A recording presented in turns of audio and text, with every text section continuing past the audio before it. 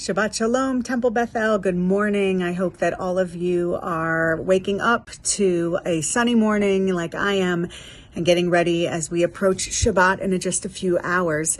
This week's Torah portion is the Torah portion of Noach, or Noah. Now, many of us, if you're like me, grew up knowing the story of the flood and the animals, toosie by toosie, and Noah going into the ark and finally letting out the dove after the flood and it coming back. The story of Noah's ark. But there's a much less spoken about part of this Torah portion that is truly my favorite. After Noah and his family make it to dry land, the descendants of Noah remain a single people, and they do so for 10 generations.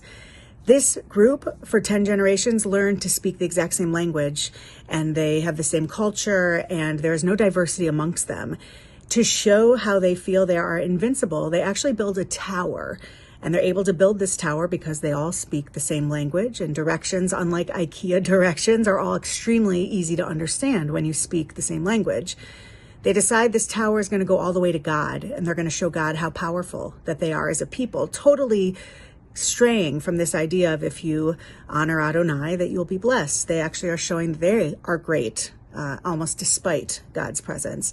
So as this tower is being built and God sees these descendants of Noah get closer and closer to where God is, God decides it's no longer good for everyone to speak one language. And so God, in Hebrew, it says, confuses their minds.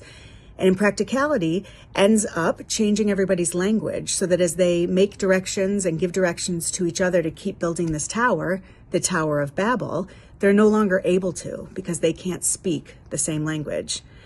Clearly, this prohibits them from getting all the way to God, and the descendants aren't able to do so. But this is supposedly, or this is our text-based background for why we have all of these different languages and cultures and understandings of people around the world. As I said, the Tower of Babel, and we know that Babel is a synonym for talking and for running our mouths. This tower, Bavel, in Hebrew, reminds us that sometimes being the exact same, although it could get us to a similar goal, may not be what our ultimate goal is.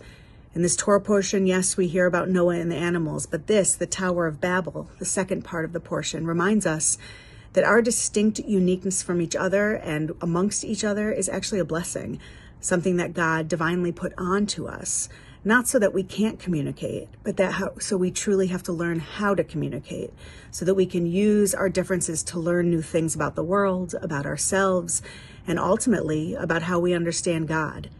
And so this Shabbat, I invite you to try a food that is not within your culture, to try a language that you've never looked at before, to go on to your phones and an app and go to Duolingo, or not even any of those. You could also just recognize that the beauty of this world is that we are all diverse, that we do speak differently, whether it's the same English but different dialects, whether it's a totally different language on the other side of the world.